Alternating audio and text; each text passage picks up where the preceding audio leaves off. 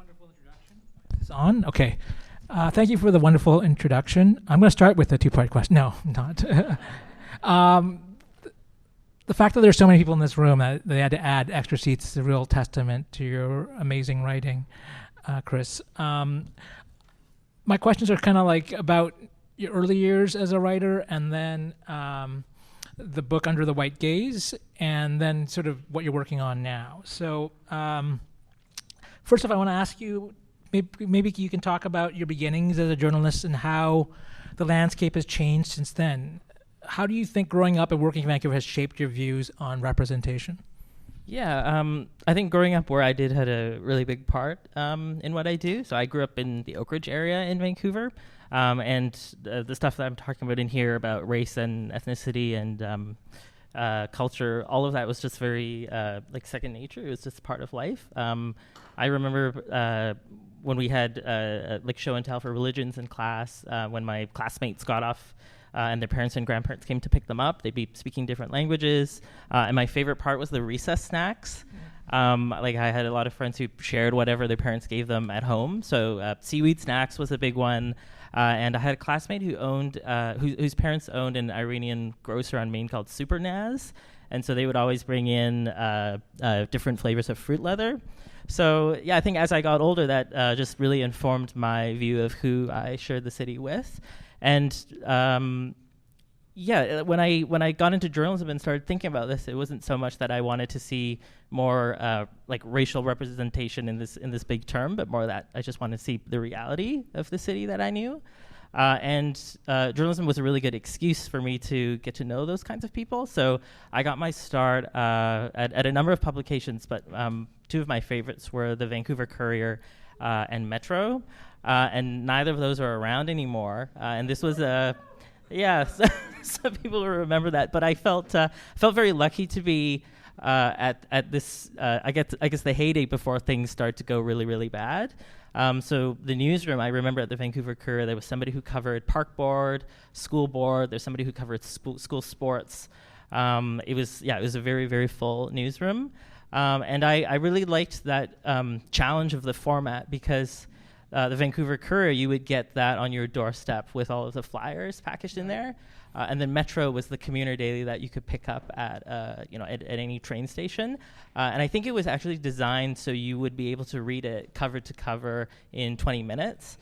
So I really love that, to think that if someone's having breakfast or just hopped on the train, that I could have this chance to get to introduce them to somebody else who lived in the city. And so, yeah, my early pieces like Duffin's Donuts, some people might remember, AB scale models, all of that was part of that. And so, yeah, now I'm very lucky to be at the Tyee, and I think the model has shielded itself from a lot of the troubles that other publications have experienced. So crowdfunding back then was quite novel, and also being online only. So yeah, I'm still very lucky to be a part of that team. That's great. It's funny to hear you talk about, like having this array of snacks. I hear, like there's this sort of like commonly held sort of trauma that a lot of overseas Chinese, the people who are in North America, have about their lunches being sort of shameful, and it wasn't like that for you. And I wonder whether that's just part of being in your area and part of being in such a multi-ethnic neighborhood. When we met last week, you talked about your urban gardening story as a breakthrough. And I remember that was one of the first stories where you really caught my attention, and you're writing about East Van hipsters. Can you, the branding of East Van, can you tell the audience a little bit about it and talk about why it was so important to you? Yeah, that was a very special one. Yeah, who has walked past a house in Vancouver and seen, the gardens with all of the veggies here? Okay, yeah, so almost everybody. So that was a very ubiquitous part of that kind of Vancouver landscape. But I remember never having read anything about it when I got started. And that was something that was very special to me because my grandfather, who passed away earlier this year, he was very prolific with his gardening, with all the choy and all of the melons, and many of my other neighbors as well. So when I started to look into the news, and then I saw that people were talking about community gardens, public gardens, developers offering land so that they could not pay taxes for a public garden. The folks that were setting up these things said that, oh, it's great that we're doing something new, that we're connecting people through growing things, and this is not something people do in their yards because they leave their yards empty. And so I read that and I was like, this is so untrue, and it gives a very it absolutely misrepresents something that's very lively that we have in the city. It's very much a part of the culture. So I think that was I have the personal connection to growing things for that story, but I like that in the story I got to call out other publications who missed that. And so my editor at the Courier, Michael Kissinger, he really embraced that. And so on that cover, it says "Meet East Van's original urban farmers" as a kind of flipping the bird to those folks. One of the things I like about Under the White Gaze is it sort of talks about your own sort of mistakes early on, and how you kind of fell under the white gaze starting on. And you were talking about, when we were talking, you talked a little bit about writing about the so-called Fraserhood. Can you talk a little bit about that? Yeah, I think early on I had a shallower idea of what representation meant. To me, as long as I could get a person of color in the news, to me that was a victory. But as I started to do more work, I started to ask other questions, like, how are people represented? Whether rather than just being, are they in the news at all? So questions like, are we hearing the same stories over and over again? Do they get to be the main character? Are they being talked about by other people, or do they actually have a voice in the story too? And are they othered in that story? And I think this is something that all journalists can fall into this trap, whether they're white or not. I fall into this trap many times myself. How did you come to that? I think that's what's like next generation about your writing. Like you sort of came at it at an angle that a lot of writers, like myself included, totally neglected. Was it through conversations with other editors? Was it just your own sort of reading? Yeah, I think being at the Tyee actually was a big help for that, because going from writing like 500 word stories to like 2,000 word stories, I have to put a little bit more in there. But also realizing embarrassing mistakes that I've made. So in the Fraserhood example, how many people have been to Ernest Ice Cream on Fraser Street here? Okay, so at that time, nobody knew where Ernest Ice Cream was. Like, to them, it was they were going into the middle of nowhere. And I remember the pieces that were talking about that part of Fraser, calling it boggy, and I don't want to name that publication, but they had said that people joked that you needed a passport to get out over there. And I totally fell into that too, because I did not visit this neighborhood very much. But over time, as I began to visit it a bit more, I realized, like, oh my gosh, there's a Polish community center that's been here for 50 years. There's a Vietnamese newspaper here. There's lots of Filipino businesses as well. And that Fraserhood name, I thought that was the name for the area, but it turned out to be called Mountain View, and it was actually there on the banners. Yeah. But I didn't see that. Riley Park works well too, but not the Fraserhood. No, it's just ixnay on that. Now I want to talk about your brilliant book, Under the White Gaze. Everyone pick up a copy. As a middle-aged writer of Chinese descent, I found it touched upon issues that I've grappled with, and perhaps because I grew up when I did and have internalized the white gaze, things I didn't realize were problematic until I was pointed out. It was pointed out to me in your book. I was listening to a podcast recently about Carl Wilson's Let's Talk About Love. And one of the things remarked upon is how the book was so influential that it needs to be historicized now. And I feel like this book will have such an effect that people a generation from now will read it and think, I can't believe there was a time when these issues needed to be addressed. It feels timely and necessary, but I'm curious what inspired you to write it and publish it now. It sounds like I'm coming down from Mount Sinai with my book. I think before it was having representation missing was a big thing for me, but now it's that plus being misrepresented. So there is a renewed interest in having diverse newsrooms and more diverse stories as well. So I think it's like what I was sharing earlier, like it's not just is there diversity in here, yes or no, but like how that's being showed. So having hires, for example, is like one thing. If you look now at postings for jobs in journalism, they would say that, we would invite people from equity-seeking communities to apply. But after that, what then? Like, do they just leave this person alone in the newsroom?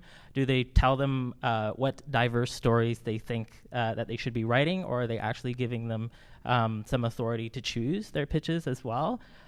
One interesting thing that I did not bring up with you, so I've only met Kevin for this event, but a couple of years ago, a magazine reached out to me and said that they wanted Kevin to review this book on Chinese Canadians, and then Kevin said no. Oh. And then so they reached out to me instead. Why did they tell you that I returned it down? I don't know why they said that. But I think that happened another time, and then that happened.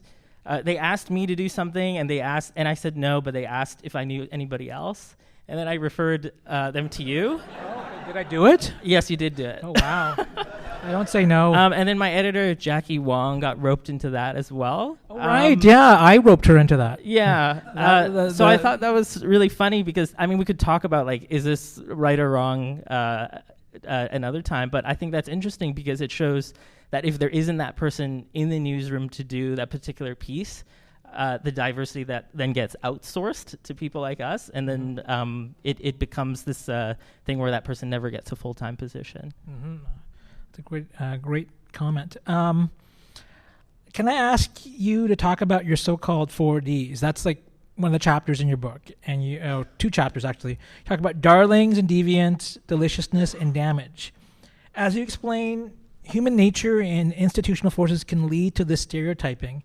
Is it a matter of better recognizing these stereotypes as a journalist and avoiding them or going beyond them in writing about people one meets, or is it a matter of looking further afield and searching harder for interview subjects who don't more easily fulfill those stereotypes? Yeah, I could talk about this one for a long time, but it's a big question. It's like I've been asking like multi-part questions.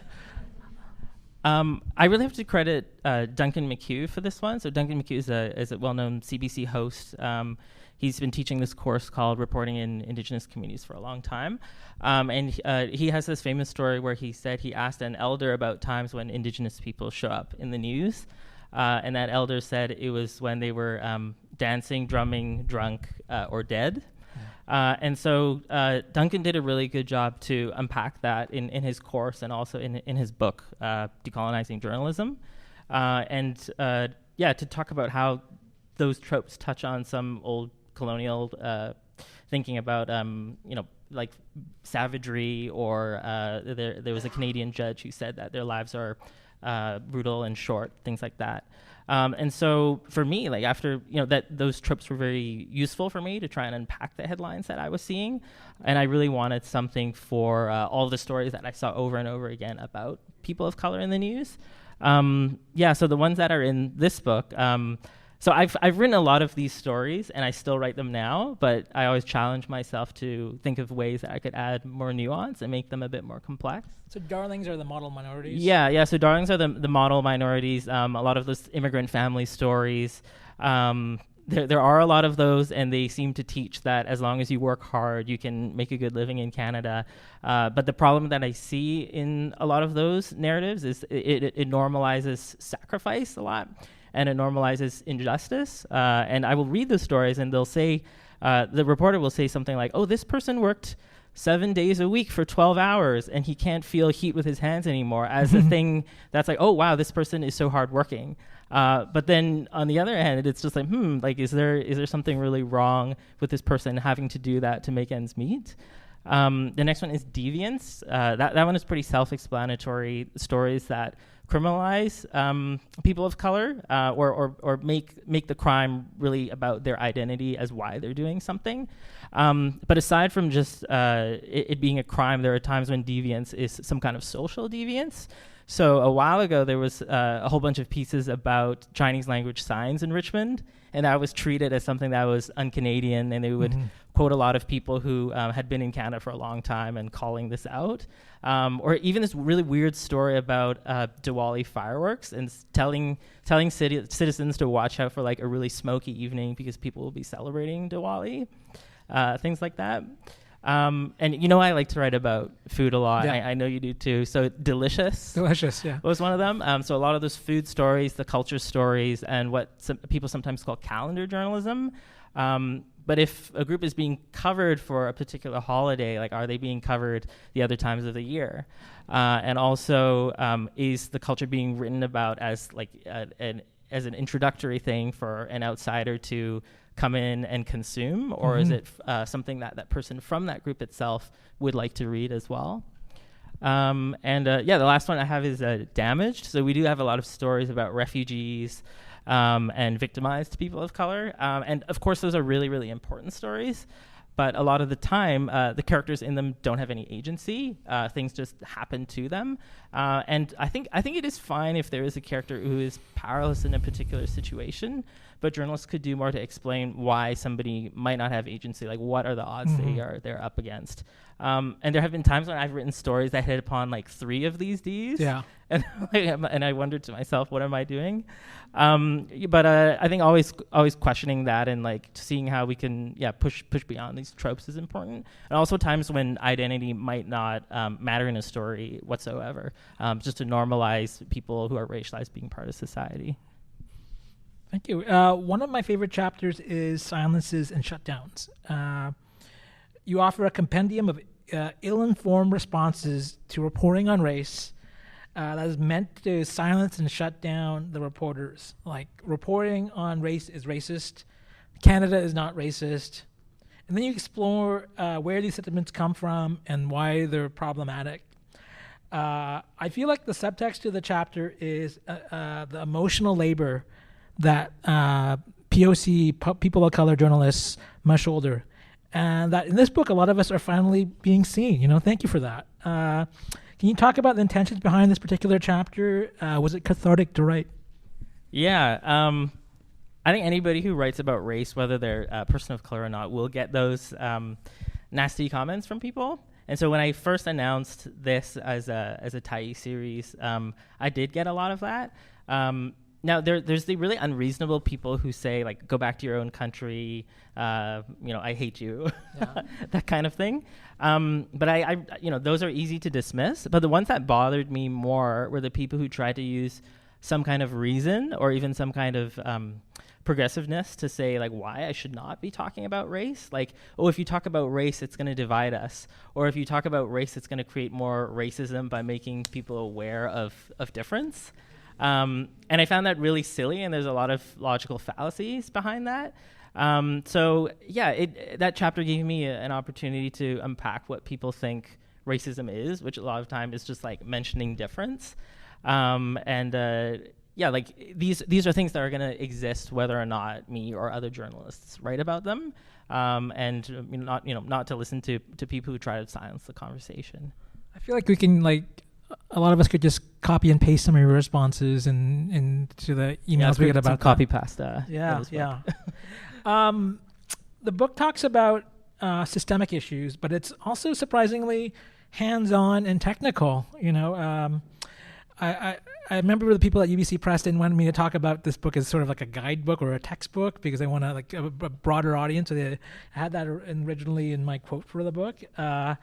But, you do talk about things like endonyms and exonyms and how to handle interview quotes from people who have limited English skills. First off, maybe you can tell us about what endonyms and exonyms are, and how do you come upon these best practices? Was it through discussions with editors like Jackie Wong or other writers? Yeah, talking to editors helps a lot. There's a lot of different style guides out there that help a lot as well. But there are also things that are really silly that you'll just catch when you're reading the news. For endonyms and exonyms, so these endonyms are they're a name for something that a culture uses to describe within itself, whereas exonyms is the opposite. It's somebody from the outside describing something. So people use the term East Indian a lot as like the opposite of, I guess, like West Indian being American Indian, when people would just say like Indian to refer to India. And that kind of thing shows up a lot in the news, particularly like the delicious stories, like dim sum is Chinese tapas, or kimbap is like Korean sushi, things like that. And so when I remember I was interviewing so Nanak Foods is like a big producer of Indian dairy products, and I was interviewing them about making paneer. And he was saying that when they set it up, they also made a bunch of other products as well. And I was asking him, what are those products? And he said, they're just Indian cheeses. And I asked them, could you name them for me? And he's like, your readers wouldn't know about them. Yeah. And I thought that was interesting that he kind of like internalized the fact that like there would be those readers from the outside who wouldn't know the names of these things. But I like being able to challenge readers too, to learn something new, or to learn something new, and just approach it from a way that an insider would. Yeah. Thank you. The title of the book is basically a reference to a quote from Toni Morrison, and sometimes attributed to James Baldwin, about how often when you're writing, there's sometimes a little white man on your shoulder, who sort of you feel like you must appease. Does that guy still appear on your shoulder, or is he completely gone? And if so, who has replaced him? Who is your audience? Yeah. So Canadian Press is like the organization that puts out the style guides that we use as journalists, and handbooks as well. And they have a really good quote about how our job is to explain all of Canada to all Canadians. So I do try to think about everybody when I'm writing, including that white audience. But I think there are ways that you could do that without being extremely othering. And if I'm writing about a group, particularly one that I'm not a part of, like I would hope that they would enjoy the story too.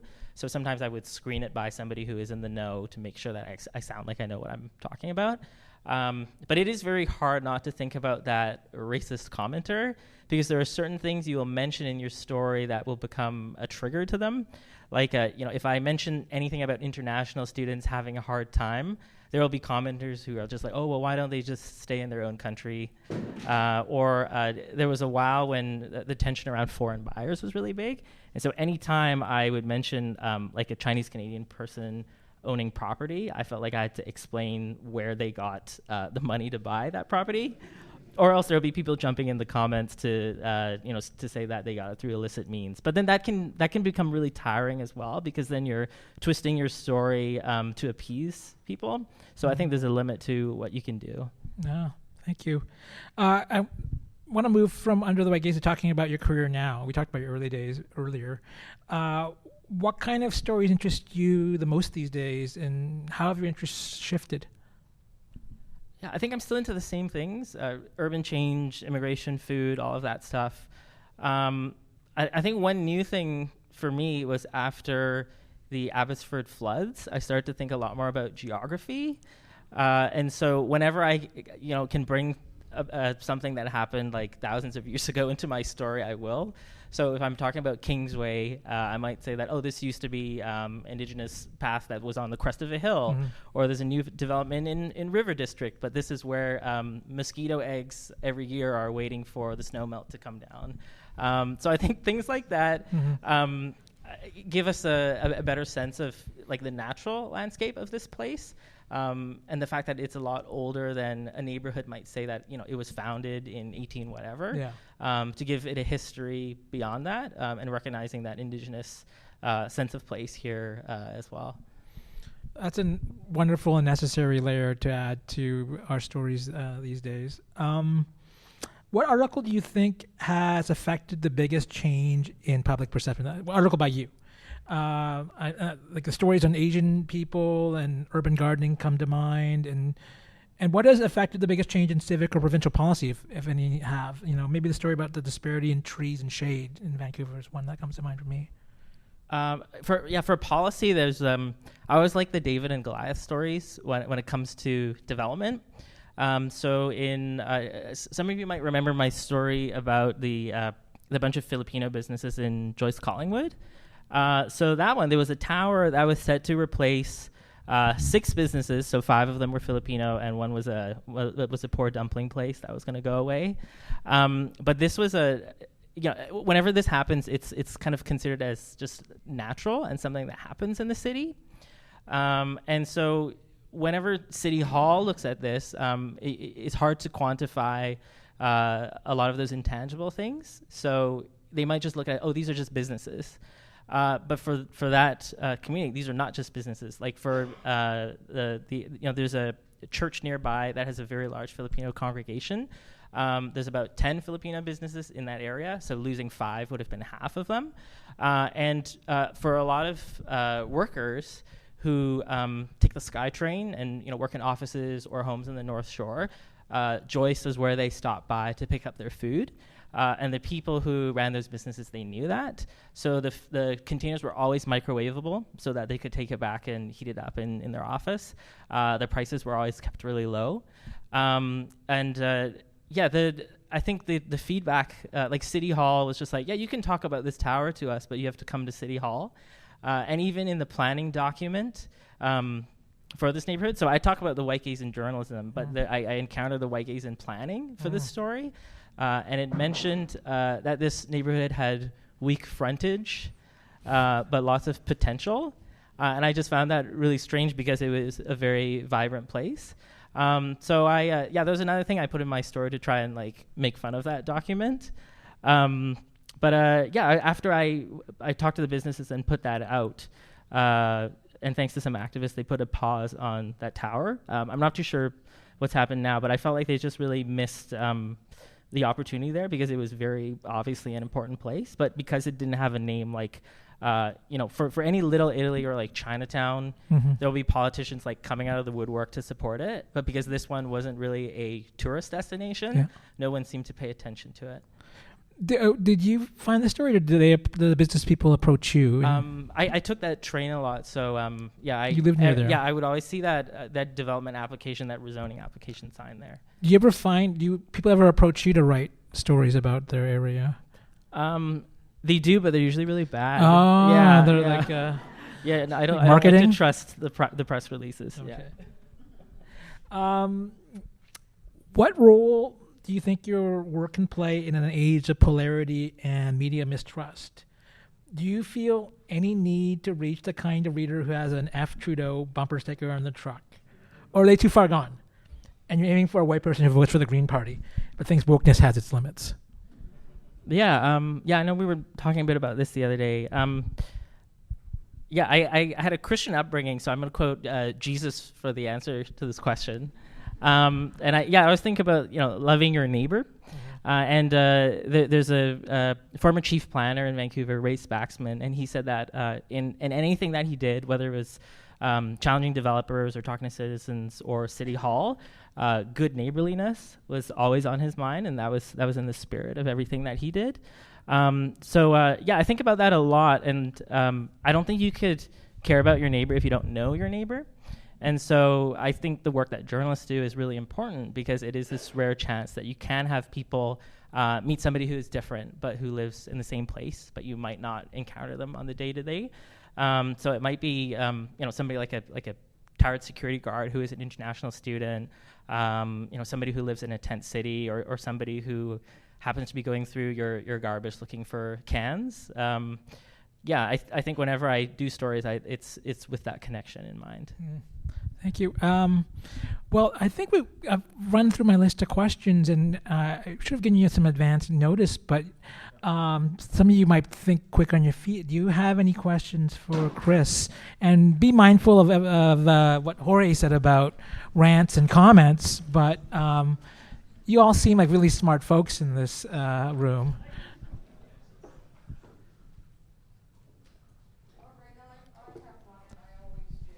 Mm-hmm. And it is important for me to say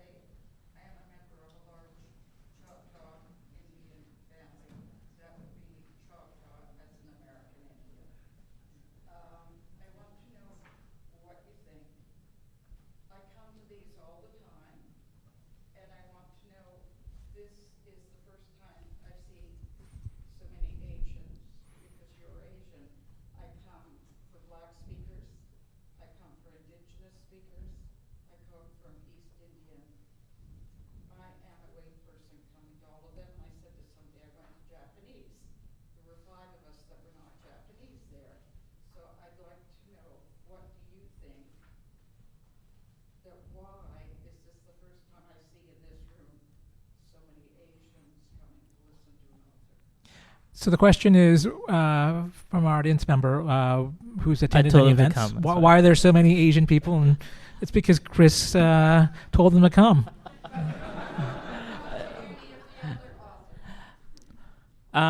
I think when we think about culture and access to culture, there's usually a barrier. Like, people do need leisure, people do need some time and resources to be able to like develop their own taste. And so to come out to something like this, like, you know, people have to follow me in the Tyee and have time to read books. But I think for others who, you know, who might be like working at a time like this on a weekday night, they wouldn't be showing up. My son says, I won't say what country, my mother is Canadian, and he has been dragged to everything all his life. Different people, different things.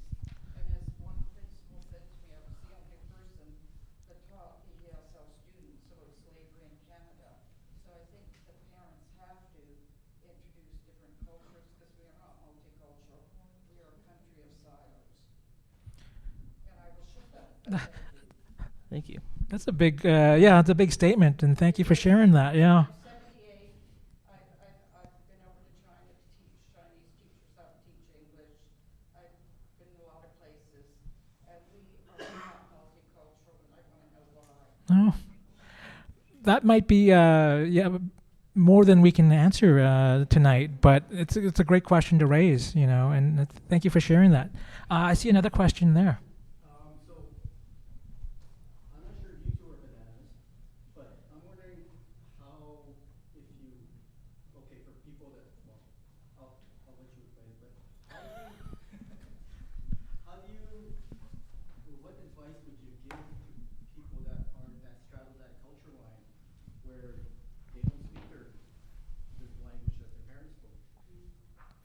Okay, so the question is, first off, whether we're bananas, and the second one is, you know, like, how do you, you know, straddle the cultural line, especially when a lot of us who are born in Canada or raised here at an early age don't speak our ancestral language very well or perfectly. You know, like, I don't think bananas is I'm not sure that's a real.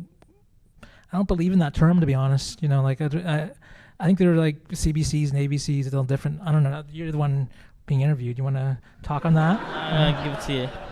Giller finalist over here. Yeah. But can you talk a little bit about, you know, like how people, like second and third generation people negotiate their heritage and being, being in North America now? Yeah. I don't know. I think we live in a lucky time. Like, I don't know if it's a perfect time, but it is a time when there is a lot more access to culture, whereas before it might have been something that you might felt embarrassed about or didn't have as many avenues to explore. So I think that's the good thing about being here today, and I think people tomorrow will have even more of that. And also for the people who aren't from that particular group too, to familiarize themselves with other cultures. We were talking the other day about like whitewashing and how sometimes, like, you know, I think that's kind of a racist term, but like sometimes people will use that, like they're of a group and they'll talk about a friend, and they're both sort of people of color, and you'll talk about. And you talked about whether or not you should include that. Can you rehash that for the audience? Oh my gosh! Wait, sorry. Could you ask that? About whitewashing, how you were interviewing somebody and they used that term, and whether or not to include that. Yeah, like I do love it when people speak in candid ways to a reporter, but sometimes it might require a little bit more heavy lifting to explain what they mean. Or in the interview itself, you could challenge, like, oh, like, what do you mean by that when you say it? Mm-hmm. Thank It's a term that sometimes, what is whitewashing is the question, and it's a term that sometimes people say about people of color who so-called white. Yeah.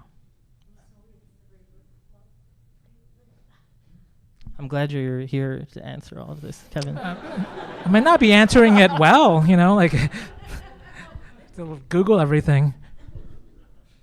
Maybe this is a question or a response. I'd like to speak to that lady later on, and also what you said about banana. Maybe that's not a PC term anymore, but I think more or less when I was growing up, in order to fit in, obviously I'm much older, in order to fit in, I more or less had to take on some, I don't know, values or something or other. But I was never going to be blonde and blue-eyed. So then I thought, now what? So I started 10 or 20 or more years ago to rekindle my heritage. So I'm now thinking, I've got to put a, good light on things. I'm fortunate to be bicultural, as it were. And but my question, I do have a question. Great. I haven't read the book yet, but I heard your interview, and that's really why I'm here. So under the white gaze, how could that apply to someone like me? Because I obviously you're writing from your point of view. You're a male, and your generation's younger than me. So how could it apply to someone like me? So our speaker wants to know. She's a little bit older than Chris, as am I, and she grew up in a way where she internalized whiteness. But she wants to, and you want to know how the title of the book applies to her. No, you didn't totally internalize it, but now you're rekindling your association with your heritage. Rekindling my heritage, whatever that means, celebrating China. I really hate it when the papers, Chinese New Year's, they do this big cover story on Chinese New Year's. I think, oh my God, haven't we done with this? That kind of stuff. But anyway, So does your book, does it apply to me? does it Or how? The book does come from my own positionality, but I would hope that whenever any journalist, regardless of whatever beat that they do, whether it's labor or politics, that they would consider like different intersections as well, whether that's class or gender or religion. You'll have to read it and then get back to me. Thank you. I think you'll. Thank you for I your think question. you'll find some space there where you can see your. Yeah. Thank you for sharing. Hi there.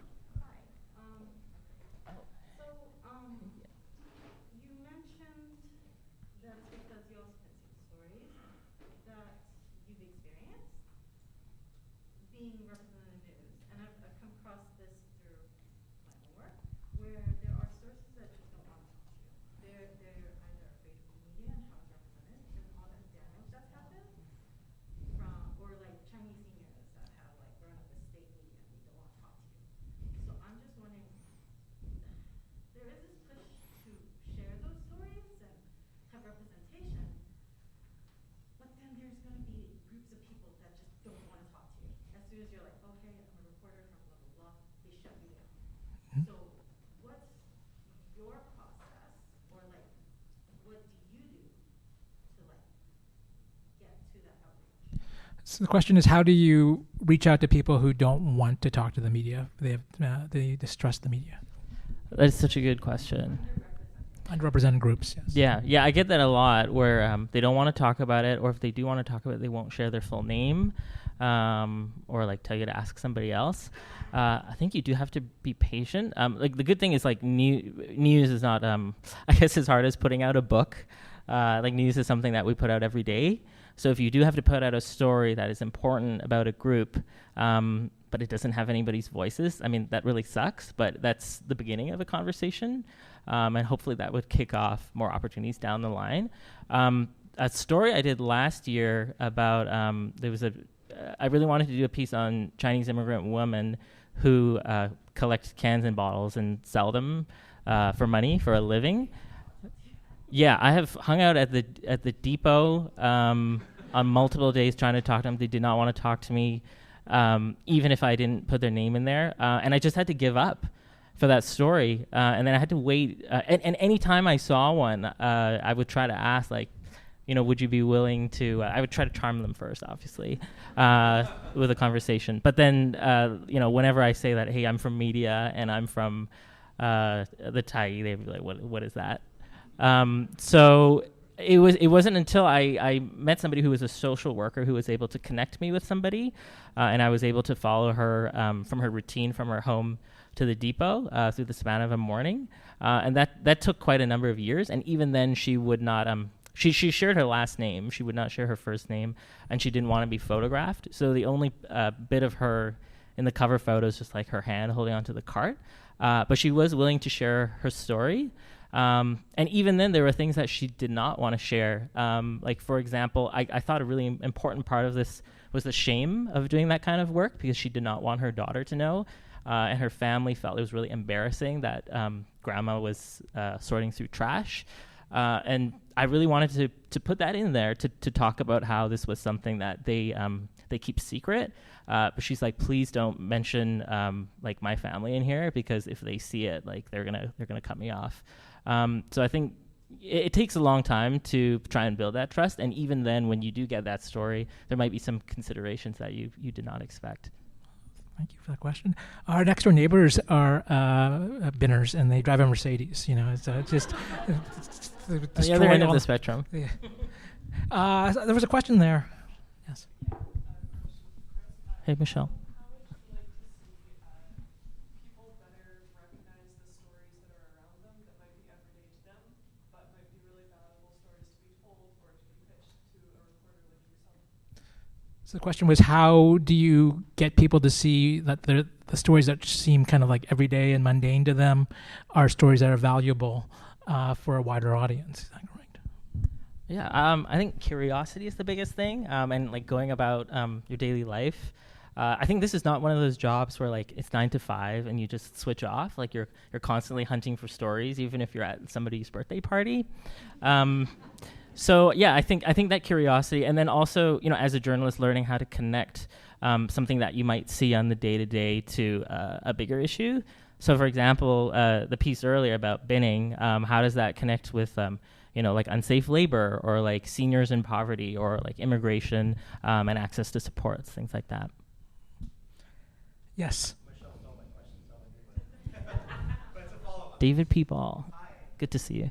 But I will say one statement that we're not allowed, which is that you are the most curious reporter I've ever met. Wonderful. And the closest we can have to having like a de facto anthropologist for our city.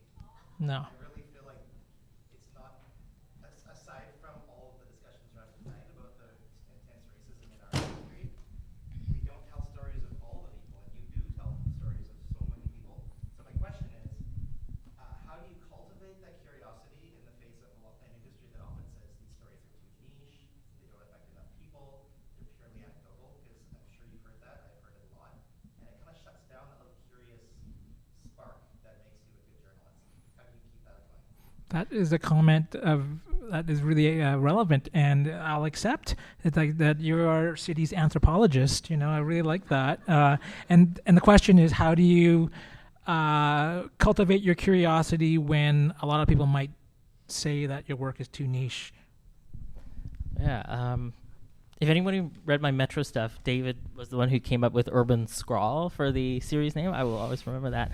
Answer the question. Oh, it's so hard. I've had pitches rejected because the editor didn't really understand it. But there's people who have curiosity in everything. I'm writing about Pizza Huts right now, and I found a blog in the U.S. called Used to Be a Pizza Hut that maps and collects old Pizza Huts. So I think if you can find other people who are obsessed with something too, or to try to make a case for it, then hopefully the editor will approve that pitch. Yes. Hi, Chris. Long-time reader. I was wondering, sort of related to David's comment, if you could give us an example of a story where an editor was not convinced, let you do it anyways, and it was really popular. So So the question was, give an example of a time that you took. There was an idea that the editor wasn't totally keen on, that nevertheless became a big hit. I'll answer 2 words. Bubble tea. Bubble tea. Mm-hmm. Good. But the New Yorker then wrote about it, and then I was like, this is proof that this is something. Yeah. Okay. Question over there.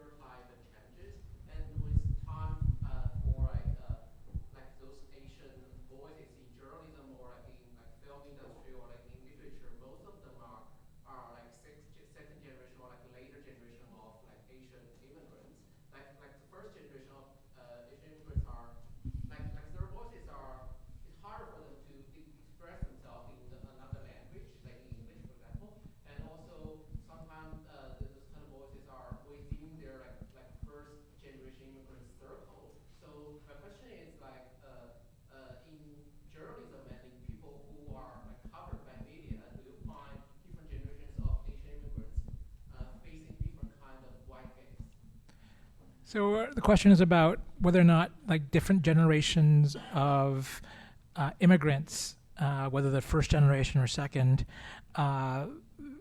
experience the white gaze differently. Totally, yeah. Some people might really like Crazy Rich Asians as a movie. Other people might find it really cheesy. But I think depending on what generation you're from and what kind of marginalization you've experienced, that would translate very differently to what kind of culture you expect to see in the news. Oh, yeah. Thank you. I think we got time for one more question, and you had your hand raised when. Do you ever have to report on communities or people that make you feel unsafe as a POC journalist? And how do you sort of get a good story without feeling like you're putting yourself at risk? So the question is, that's a great question. Do you ever write about people or situations where you feel unsafe, and how do you get a great story when that happens? Yeah, I think it's always okay for you to reject a pitch, if you feel unsafe about it. If you're going to an event, it's always good to bring a buddy with you as well. I think just going with whatever, especially with the climate now, it being so, I guess it could be very hateful towards media. I remember a few years ago when I went to the Maxime Bernier People's Party rally in Surrey. I was absolutely terrified of going to that one, but thankfully I had a bunch of friends coming with me. And what was weird was that they actually had a lot of people of color as candidates, but even then the feeling in the room was everybody was on board with his anti-immigration messages, even those folks. So yeah, that was I guess even racism is diverse sometimes. That's true. So I've got a question to end our night. You mentioned to me when we met earlier in the month that you're working on your next book already, and it's based on previously published work. I'm really excited about it. Can you tell us about some of the stories you're hoping to expand upon? Yeah, so I'm calling my next book, it's like my greatest hits, so I'll be rewriting a lot of the ones that people like Baklava Man and Duffins Donuts and gardening and things like that with ECW Press. But anytime I pick up a nonfiction Vancouver book that claims to represent Vancouver, I'll open it, and in the table of contents, it'll be exploring Kitsilano or Mount Pleasant, and it excludes about more than half of the city. You can probably guess which ones they included and why. So I'm really hoping that this book can add a little bit to that conversation with other places in East Van and South Van. And it's not like those stories are invalid or wrong, but I feel like they're not the full part of the picture, and I hope to complete that. I think a lot of people in this room are really excited about this, as they should be about Under the White Gaze, which is, a wonderful sort of guide introduction to looking beyond the white gaze. And Chris, I really want to thank you very much for spending some time with us tonight. And I want to thank everyone at the VPL, especially Jorge, for making this a wonderful night. Take care.